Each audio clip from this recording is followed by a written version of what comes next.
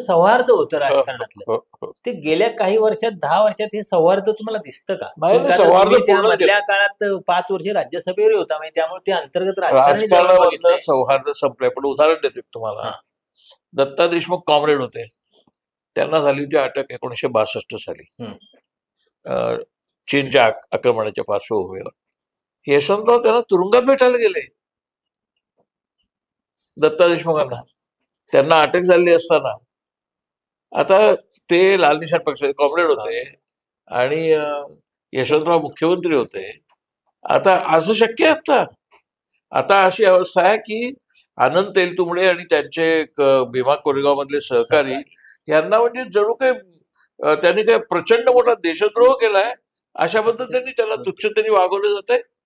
आनंद तेलतुंबडेला अजूनही एक प्रकारे तो बेलवरती असणार काय, किंवा तो एकच नाही विचार आहे, अजून आहेत. ते सॅन स्वामीला स्ट्रॉ दिला नाही, त्याला पॅरालिसिस झालेला 80 वर्षाचा वृद्ध मनुष्य, त्याला न्यायालयाने स्ट्रॉ घ्यायला परवानगी दिली नाही पाणी पिताना, कारण पाणी ग्लास उचलता येत नव्हता. आता इतकी निष्ठुरता, इतकं क्रौर्य, इतका द्वेष हा न्यायालयीन काळात कधी दिसला नव्हता, तो आता आहे. तर कारण ते न्यायालयात आणि मीडियामध्ये हे सगळं विष, आणि ब्युरोक्रेसीमध्ये आणि पोलीसमध्ये हे सगळं विष आलेलं आहे. एवढ्या प्रमाणात ते विष अजून साहित्य, कला आणि चित्रपटात आलेलं नाही, एवढ्या प्रमाणात.